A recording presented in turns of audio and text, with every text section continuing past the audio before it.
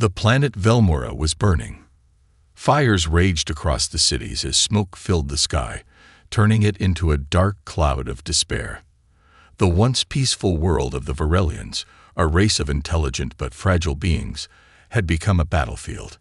Explosions shook the ground as alien warships hovered above, their weapons tearing through buildings like paper. The enemy, known as the Shared Dominion, showed no mercy. Their massive insect-like soldiers marched through the ruins, their sharp claws and energy weapons bringing only destruction.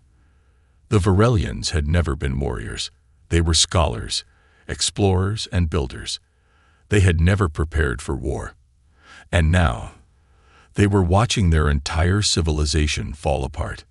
Inside a hidden underground bunker, Chancellor Vela, leader of the Varelians, stood with trembling hands. Her long, slender fingers pressed against a holographic control panel as she desperately sent a message into deep space. Her voice was shaky, but she had no choice. "This is Chancellor Vela of Velmora. We are under attack. Our people are dying. If anyone can hear this, please, help us." The message was sent, a simple distress call, a last hope. The Varelians had no allies, no military power, no chance of survival. All they had was this one message, sent to the unknown, hoping that somewhere in the endless galaxy, someone would listen. Hours passed. The underground bunker remained silent except for the distant sounds of war above. The Varelians inside barely spoke, their faces filled with fear. They knew that if no one answered, they would all die here, either buried under rubble or slaughtered by the Ixchel. Suddenly, the communicator blinked. A response. The room fell silent as everyone turned toward the screen. Vela's heart pounded. Slowly, she pressed the button. The audio transmission played. A voice, deep and emotionless, echoed through the bunker. "We heard your call, and we are coming." Vela shivered. The voice was not what she expected. It wasn't warm or reassuring. It wasn't the voice of heroes. It was cold, almost amused. She exchanged nervous glances with her advisors, who had answered their call. "Who are you?" she asked, her voice barely above a whisper. Silence. Then, a simple reply. "Survivors." The transmission ended. The bunker remained quiet. No one knew what to say. Survivors. What did that mean? Were they warriors? Mercenaries? Vela had no idea, but they had no other choice. If these people, whoever they were, could fight, then perhaps there was still hope. Hours turned into a day. The war above continued. But then, something changed. The Ixchel ships in orbit detected movement. A single, massive warship appeared on their scanners. It was unlike anything they had seen before. Dark, jagged, and covered in deep scars from past battles, the ship moved slowly but with terrifying purpose. A warning was sent. "Unidentified vessel, leave this sector immediately or face destruction." There was no reply. The warship kept coming. Then, without warning, it fired. A single blast cut through the Ixchel's fleet like a blade through paper. Their ships, so powerful against the Varelians, suddenly seemed weak and fragile. Explosions filled the sky as the dark warship descended toward Velmora. In the bunker, the Varelians watched their monitors in disbelief. Who were these people? How were they so strong? The warship landed. The doors opened. And then, they stepped out. The Varelians had called for help. But what had arrived was something else entirely. The ground trembled as the massive warship settled on Velmora's surface. Smoke and dust filled the air, swirling around the giant metallic structure that now loomed over the broken planet. The Varelians, still hidden in their underground bunker, watched their screens with a mix of hope and fear. They had begged for help, and someone had answered. But who? Chancellor Vela's hands were clenched together. Her advisors whispered among themselves, trying to understand the situation. The ship that had arrived was unlike anything they had ever seen. It was dark, jagged, and covered in scars of past battles.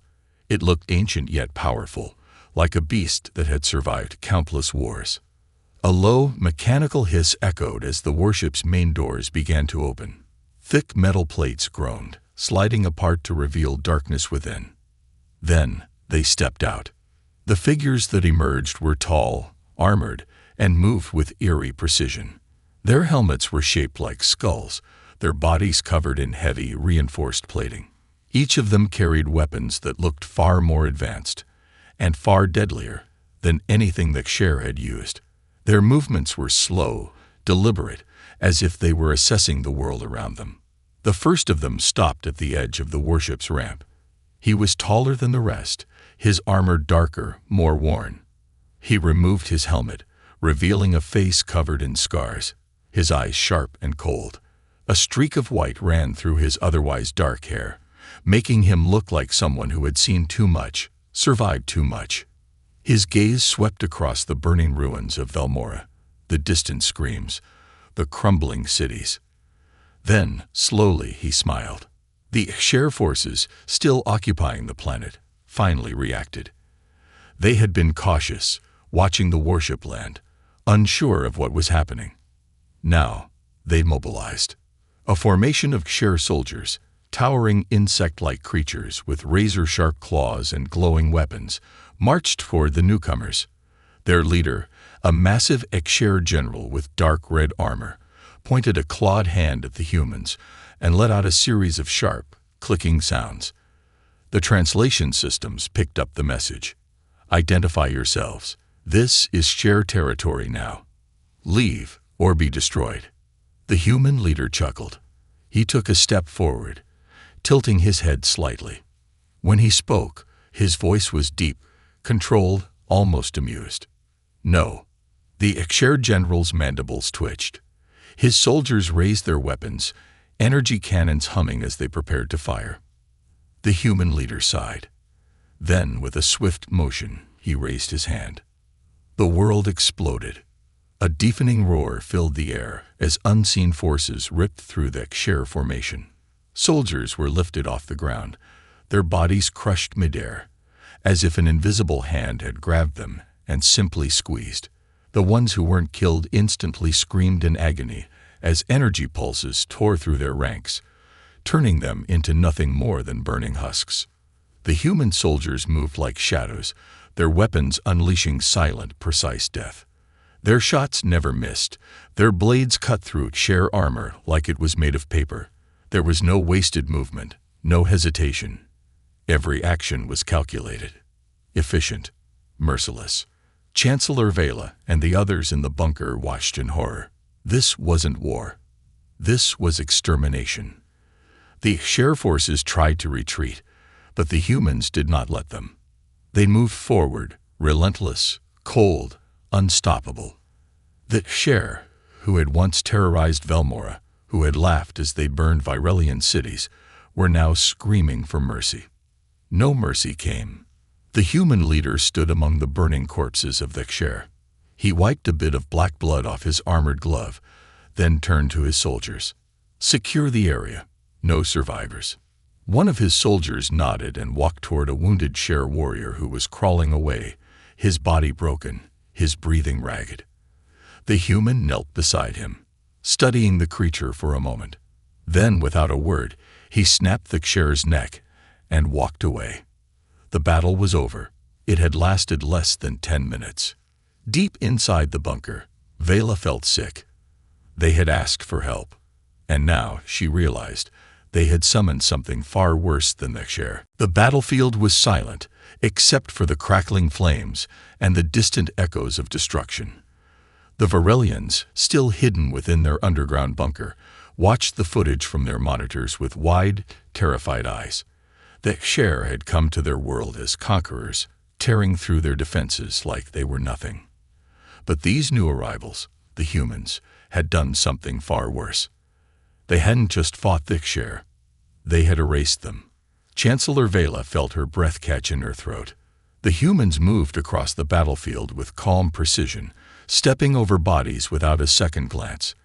Their weapons, still humming from the destruction they had caused, hung loosely in their grips, as if the massacre had been nothing more than a routine exercise. Vela turned to her advisors. Their faces were pale, their hands shaking. No one spoke. No one knew what to say. They had called for help. They had begged the universe for salvation. And this had answered.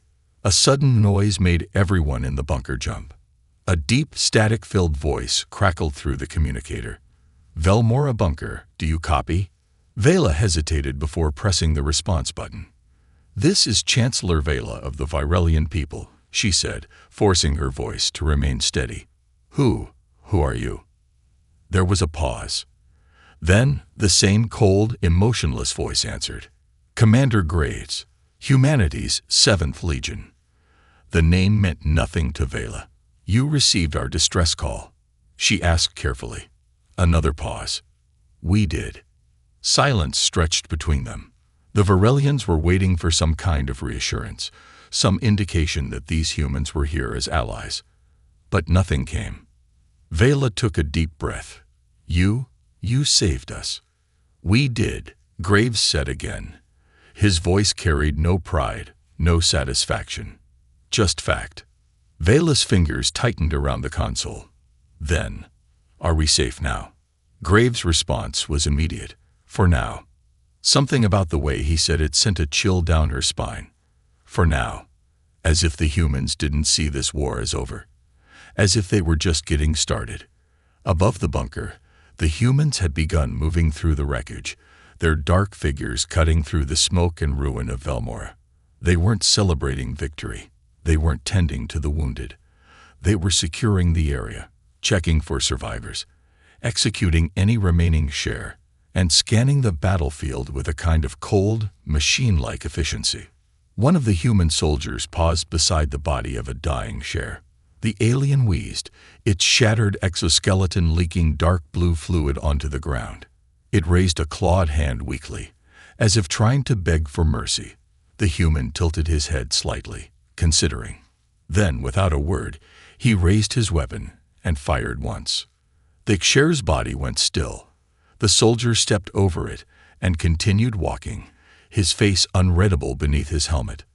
These weren't warriors. They weren't heroes. They were something else. A message appeared on the Virelian's monitor. "Coordinates for a meeting point." "Come to the surface," Graves' voice instructed. "We need to talk." Vela hesitated. She had no idea what kind of people these humans were, but refusing them didn't seem like an option. The bunker doors were unsealed, and Vela, along with a few of her advisors, stepped into the ruined city above. The air was thick with smoke, and the acrid scent of burning metal filled her lungs. What had once been the heart of Velmora was now nothing more than a graveyard.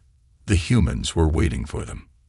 Graves stood at the center of the destroyed plaza, his soldiers positioned behind him like silent sentinels. Up close, the humans looked even more terrifying. Their armor was covered in scars from previous battles. Some of them had symbols carved into their helmets, marks of past victories, or perhaps of something far more sinister. Vela approached carefully. "Commander Graves," she said. Graves nodded slightly in acknowledgement. His eyes were sharp, unreadable. "Chancellor Vela." She swallowed. You saved us." Graves tilted his head slightly. "We answered your distress call." Vela hesitated. "Why?" Graves gave a small, almost amused smile. "Because you asked." Something about the way he said it sent another wave of unease through Vela's body. She took a deep breath. "Then we owe you our gratitude. Our people." Graves cut her off. "You owe us more than that." Vela stiffened. "What do you mean?" Graves' expression remained unreadable. "War isn't free, Chancellor." The words hit her like a physical blow. Of course, the humans hadn't come out of kindness. They hadn't fought to protect the Virelians. They had answered the distress call for a reason.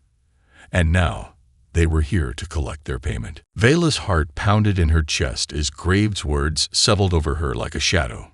War isn't free. The humans had come when Velmora was on the verge of destruction. They had wiped out the share with terrifying precision. But now, the truth was becoming clear. This wasn't a rescue. It was an exchange. Vela swallowed hard. What? What do you want? Graves studied her for a moment before turning to his soldiers. He gave a slight nod, and two of them stepped forward. They carried a small metal device, placing it on the cracked ground between them. A soft hum filled the air as it activated, projecting a holographic map of Velmora and the surrounding star systems. Graves pointed at a specific location just outside their sector. There, he said. The Kshair weren't here for conquest. They were looking for something. Vela frowned, her eyes scanning the map. Looking for what? A weapon. A murmur of shock passed through her advisors. Vela's throat tightened. That can't be. We have no weapons. We are not a warfaring people. Graves' cold stare didn't waver. The Kshair thought otherwise. Vela shook her head. There is nothing here but ruins and science facilities. We have never developed anything that cold. She paused, a terrible thought creeping into her mind.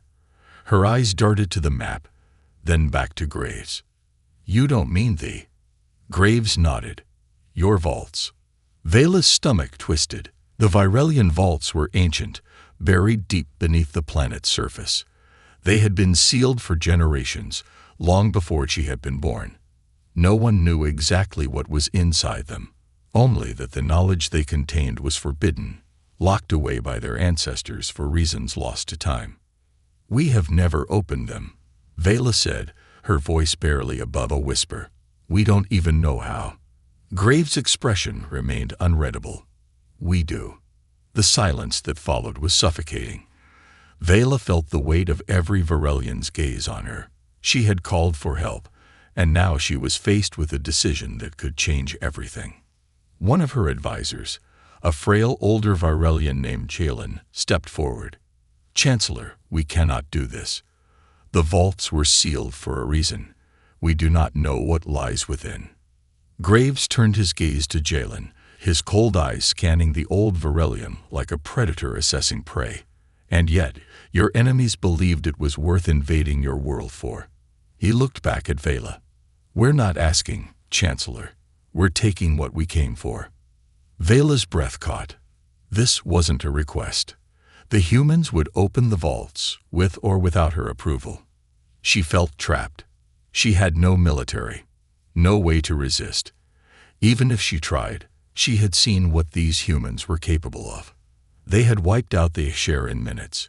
What chance did the Virelians have? Her mind raced. If the humans truly believed there was something in the vaults worth fighting for, then perhaps she could use that information to bargain. And what happens after? She asked carefully. Once you have what you're looking for. Graves was silent for a moment. Then, in a voice so calm it sent chills down her spine, he said, that depends on what we find. Vela didn't know if that was a promise or a threat. The next few hours were a blur. Under the humans' command, the Virelians were ordered to lead them to the entrance of the vaults. The humans' warship sent down massive drill-like machines, tearing through layers of rock and soil that had hidden the vaults for centuries. When the final layers were removed, the entrance stood before them. A massive obsidian black door, covered in strange, alien symbols that even the Virelians could not read. It pulsed with an eerie energy, as if it was alive, waiting. One of the human soldiers stepped forward, holding a small metallic device. Without hesitation, he pressed it against the door. The symbols glowed brighter, then began shifting, rearranging into new patterns. A deep rumble filled the air as the doors began to unlock. Vela's pulse quickened. Something was inside, and the humans were about to set it free. A deep, guttural rumble shook the ground as the vault door began to open. The ancient stone groaned, releasing clouds of dust that had been trapped for countless generations. A wave of cold air swept out, chilling Vela to her core. The humans stood motionless, their weapons raised but steady. They weren't afraid. They weren't uncertain. They had come prepared for this. Vela, on the other hand, felt her heart pounding against her ribs. No one had set foot inside these vaults in thousands of years. Even their ancestors had sealed them away, leaving behind only cryptic warnings about the dangers within. And now, those doors were opening. The glow of artificial lights flooded into the darkness as the humans advanced. Their armor gleamed in the eerie mist rolling out from the vault, their footsteps eerily quiet on the stone floor. Graves was the first to step inside. He didn't hesitate. Vela swallowed hard and followed. The interior of the vault was massive, a vast chamber stretching so far that its edges vanished into the shadows. Strange, towering structures lined the walls, covered in glowing symbols that flickered as if responding to their presence. The floor was smooth, almost unnatural, reflecting the dim light from the humans' visors. Then they saw it. At the center of the chamber stood a monolithic structure, a colossal pillar of unknown metal, covered in the same pulsating symbols. But this was no ordinary machine. It felt alive. The air around it hummed with power. One of the human soldiers stepped closer, scanning the structure with a handheld device. The screen flickered erratically, as if struggling to process the data. "Energy readings are off the charts, Commander," the soldier reported. "Whatever this thing is, it's been active this whole time." Graves nodded. "Then we're in the right place." Vela took a cautious step forward. "What is it?" she asked, her voice barely above a whisper. Graves glanced at her. "A weapon." The word sent a chill down her spine. "How do you know?" Graves turned back to the monolith, studying it with an intensity that made her uneasy. "Because we've seen something like this before." Before Vela could press further, the monolith reacted. The pulsing symbols began shifting, moving like liquid across the metal surface. The hum in the air grew louder, vibrating through their bones. Then a voice echoed through the chamber. Not a spoken voice, not something heard with ears. A voice that spoke directly into their minds. "You are not Virelian." Vela's breath caught. The humans tensed, their weapons raised. But Graves, he remained still, his expression unreadable. The voice grew stronger. "You are not the ones meant to awaken us." The air crackled. Energy surged through the vault, sending waves of static flickering through the soldiers' visors. The monolith's surface split open, revealing a core of swirling, shifting light, a light that felt too deep, too vast, too ancient to belong in this universe. Then the voice changed. It was no longer speaking to the humans. It was speaking to something else. "They have come." A second sound filled the air, a sharp mechanical howl, distant but rising. The ground shook as something deep within the vault began to wake. The humans reacted instantly. Movement detected. One of the soldiers barked. Graves didn't flinch. Instead, he exhaled slowly and muttered, almost to himself, "I was afraid of this." Before Vela could ask what he meant, the walls of the vault began to shift. Panels slid apart. Figures emerged. They were not human. They were not Cher. They were something far worse. Towering, skeletal machines stepped from the darkness, their hollow eyes glowing with an unnatural red light. Their bodies were sleek yet horrifying, covered in shifting metal that moved like liquid armor. Their heads twisted toward the intruders, and for a moment, the entire vault was filled with a terrifying, deafening silence. Then they attacked. A blinding blast of energy erupted from one of the machines, narrowly missing a human soldier who barely had time to dive for cover. The humans returned fire instantly, their weapons roaring to life. The vault erupted into chaos. Vela screamed as the air filled with burning light. One of her advisors was torn apart in an instant, his body disintegrated by a pulse of energy. The skeletal machines moved with unnatural speed, their limbs stretching and twisting as they advanced with inhuman precision. The humans fought back, but it was clear even they were struggling. These machines weren't just soldiers. They were something else entirely, something that should have never been woken up. Graves dodged a blast, his expression grim. He shouted into his communicator, "We've got hostiles. Unknown classification. Full retreat. Now, one of the machines lunged at him, but Graves was faster. He twisted, grabbing a grenade from his belt and slamming it into the machine's chest. The explosion sent it flying back, but it barely seemed to damage. "They're adapting," one of his soldiers shouted. "Our weapons aren't breaking through." Graves gritted his teeth. "Fall back. Get out of the vault." Vela barely had time to react before a human soldier grabbed her arm, dragging her toward the exit as the battle raged on. The machines pursued, moving with a terrifying grace, their bodies shifting like living metal. As Vela stumbled out of the vault, her mind was racing. The Share hadn't invaded Velmora for conquest. They had invaded because they had been afraid of this. And now, because of the humans, it was free.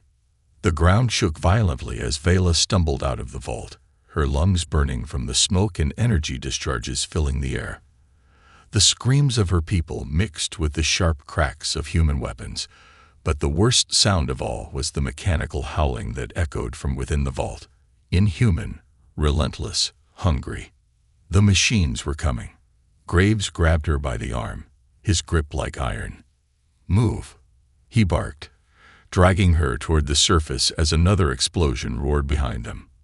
The vault, once sealed for thousands of years, was now nothing more than a crumbling, war-torn graveyard. The human soldiers retreated with precision, their formations tight, their shots calculated, but even they were struggling. Their bullets and plasma rounds tore through the skeletal machines, but the damage was temporary. The creatures repaired themselves instantly, liquid metal surging over their wounds like living armor. "Fall back to the shuttles," a soldier yelled over the chaos. Vela barely had time to register the command before she was yanked forward again. Her legs burned from running, but she could not stop. Behind her, she could hear the clanking footsteps of the machines closing in, faster than should have been possible. Then she saw it, the sky. They had reached the surface. The dull glow of Velmora's dying sun painted the battlefield in hues of orange and red, casting long, eerie shadows over the ruins of her world. But they were not safe. The machines burst from the vault's entrance, their movements unnatural, fluid and jerky all at once. Their red eyes scanned the battlefield. And then they spoke. "You are unworthy." The words were not spoken through mouths.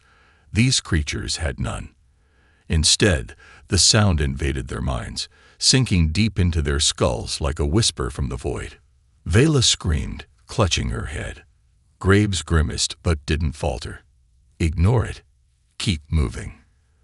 The first wave of machines attacked. A human soldier was impaled instantly, a metallic spear piercing straight through his armor as he was lifted off the ground. His body twitched once before he went limp. Another machine grabbed a second soldier and ripped him apart, his blood vanishing into the dark metal of the creature's shifting form. Vela's stomach twisted. This wasn't a battle. This was slaughter.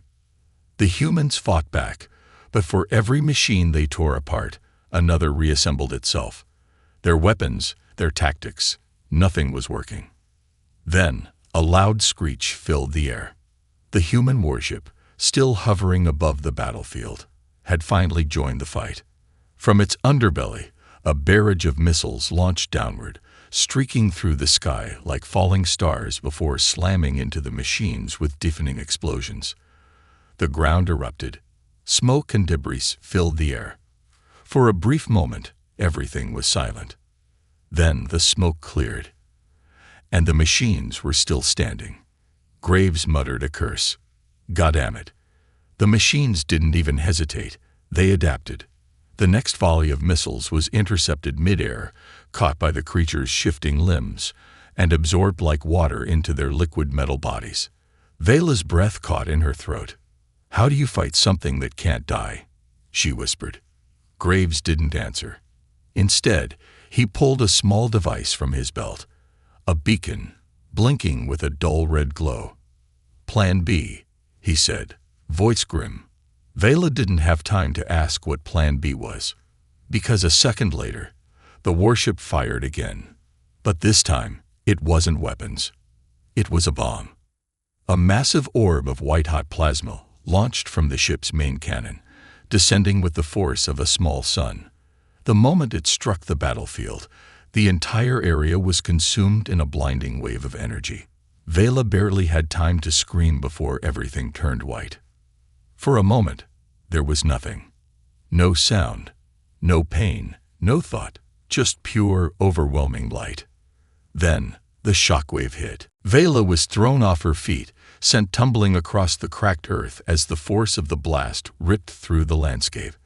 The ruined city of her people, what little remained of it, was flattened in an instant.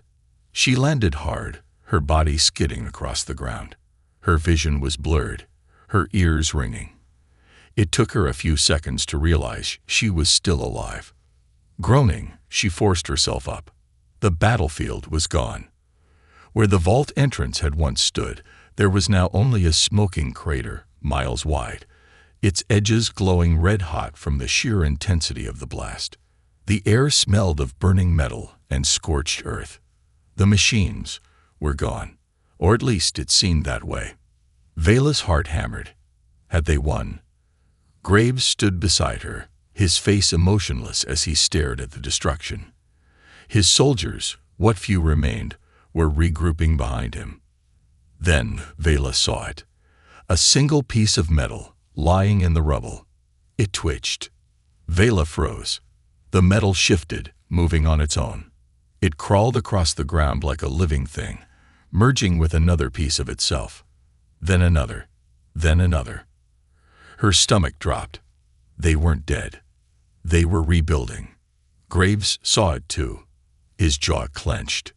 "We need to leave," he said, his voice deadly calm.